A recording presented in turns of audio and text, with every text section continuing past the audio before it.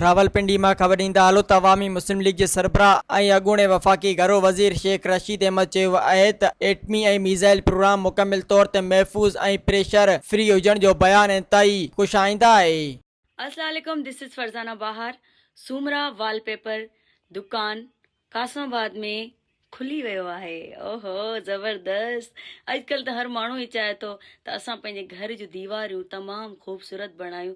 इन्ही करे ही कासमाबाद में सूमरा वॉलपेपर दुकान खुली वियो आहे। त तव्हांखे अगरि राब्तो करिणो आहे त रांझन अली सां राब्तो करे तव्हां पंहिंजे घर खे ख़ूबसूरत बणाए सघो था। मज़ीद ख़बरनि ऐं तफ़सीलात लाइ विज़िट कयो असांजी वेबसाइट www.awamiNewsHD.com ऐं ॾिसंदा रहो अवामी न्यूज़ HD।